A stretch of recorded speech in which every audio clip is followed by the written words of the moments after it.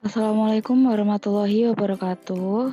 Halo semua, kembali lagi bersama saya Elvira Miftarida Afandi dari jurusan Pendidikan Kimia Angkatan 2019 Universitas Negeri Surabaya. Kali ini saya akan membagikan sedikit materi tentang aliran informasi genetik yang meliputi beberapa subtopik di antaranya. Yang pertama, materi genetik, lalu DNA versus RNA, ketiga, dogma sentral, keempat, replikasi, kelima, transkripsi, keenam, translasi. Masuk saja ke materi genetik. Materi genetik adalah bahan-bahan yang berperan dalam penyampaian informasi genetik di dalam sel, terdiri dari DNA dan RNA. Materi genetik ini diproduksi dalam suatu organel sel yang dinamakan nukleus. Nukleus merupakan organel sel yang menjadi pusat komando pada sel eukariotik. Di dalamnya terkandung enzim dan komponen untuk proses sintesis materi genetik. Ekspresi gen merupakan proses penggunaan informasi genetik yang tersimpan di dalam gen untuk mensintesis senyawa produk gen. Selanjutnya yakni DNA versus RNA. DNA atau deoksiribonukleik acid memiliki ciri-ciri diantaranya sebagai berikut. DNA memiliki struktur double helix, seperti yang bisa dilihat pada gambar. DNA memiliki untai ganda. Lalu untuk molekul gula penyusunnya yakni gula deoksiribosa.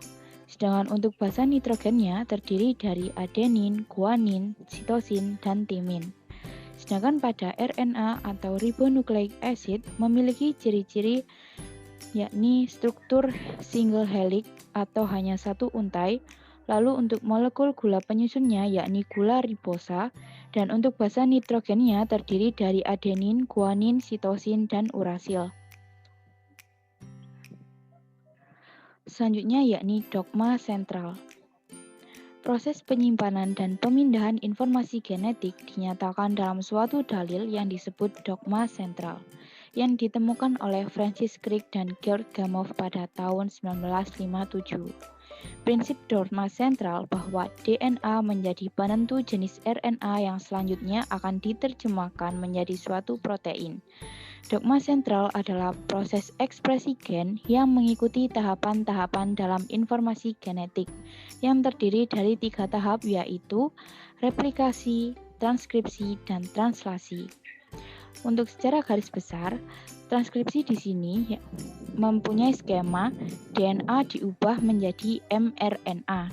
Sedangkan untuk translasi, mRNA akan diubah menjadi polipeptida.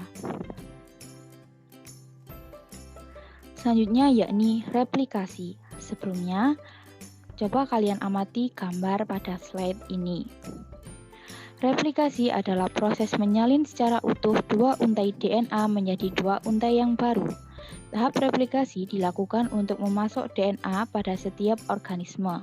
Sel mempunyai mekanisme replikasi bahan genetik yang dilengkapi dengan sistem penyuntingan atau editing yang sangat akurat, sehingga bahan genetik yang diturunkan kepada sel anakan mempunyai komposisi yang sangat identik dengan komposisi bahan genetik sel induk. Berikut merupakan tahapan replikasi DNA.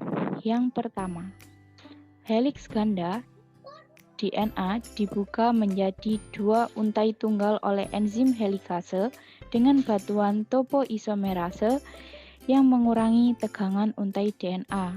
Lalu pada step 2, untaian DNA tunggal dilekati oleh protein-protein pengikat untaian tunggal untuk mencegahnya membentuk helix ganda kembali.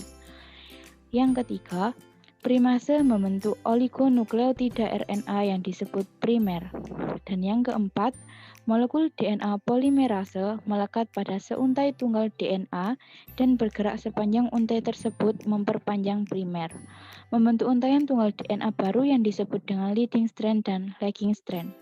Yang kelima, DNA polimerase yang membentuk lagging strand mensintesis segmen-segmen polinukleotida diskontinu yang sering disebut dengan fragmen Okazaki. Dan selanjutnya, enzim DNA ligase akan menyambungkan potongan-potongan lagging strand untuk menjadi DNA yang baru. Proses kedua yakni transkripsi. Transkripsi adalah proses menyalin salah satu untai DNA menjadi mRNA. Pada transkripsi, hanya salah satu unit DNA yang menjadi cetakan atau template. Molekul RNA yang dihasilkan merupakan transkrip penuh dari instruksi-instruksi pembangun protein suatu gen dengan bantuan enzim RNA polimerase. Molekul RNA ini disebut dengan messenger RNA atau disimbolkan dengan mRNA.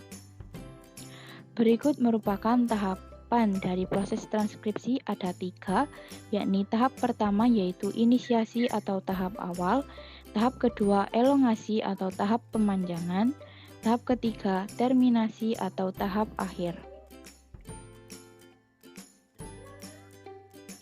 Tahapan proses transkripsi. Perlu diketahui bahwa transkripsi terjadi di dalam nukleus atau inti sel.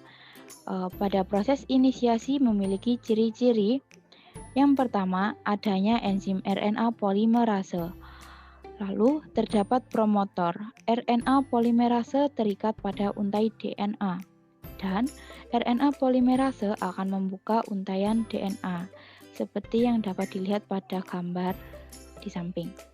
Lalu untuk elongase, memiliki ciri-ciri sesudah terbentuk RNA atau kodon, dan pembentukannya dimulai dari rantai kelima menuju rantai ketiga. Untuk terminasi sendiri, proses transkripsi sudah selesai, artinya kodon atau mRNA sudah terbentuk. Proses ketiga yakni translasi. Translasi terjadi di dalam sitoplasma. Translasi adalah proses penerjemahan mRNA menjadi polipeptida. Tahap translasi untuk menerjemahkan mRNA disebut menjadi suatu protein. Pada proses translasi, sel menginterpretasikan suatu pesan genetik dan membentuk protein yang sesuai dengan pesan tersebut. Fungsi tRNA adalah mentransfer asam-asam amino dari sitoplasmanya ke ribosom, tempat molekul protein dibentuk sewaktu protein disintesis. Untuk tahapan proses translasi sendiri terdiri dari 3 tahap, yakni tahap pertama inisiasi, lalu tahap pemanjangan atau elongasi, dan tahap terakhir yakni terminasi. Pada proses inisiasi,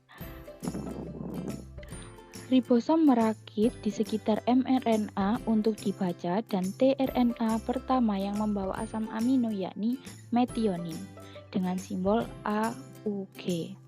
Lalu untuk tahap kedua, rantai asam amino diperpanjang. mRNA dibaca satu kodon sekali dan asam amino yang sesuai dengan kodon ditambahkan ke rantai protein. tRNA sendiri melewati situs A, P, dan E dari ribosom. Lalu untuk proses terminasi, rantai polipeptida dilepaskan. Dimulai ketika adanya stop codon memasuki ribosom. Perlu diingat bahwa stop codon sendiri ada 3, yakni UAG, UAA, dan UGA. Rantai protein terpisah dari tRNA dan lepas keluar dari ribosom. Demikian presentasi dari saya. Thank you for watching. Dan sebelumnya saya mengajak di sini untuk teman-teman semua bahwa dalam pembelajaran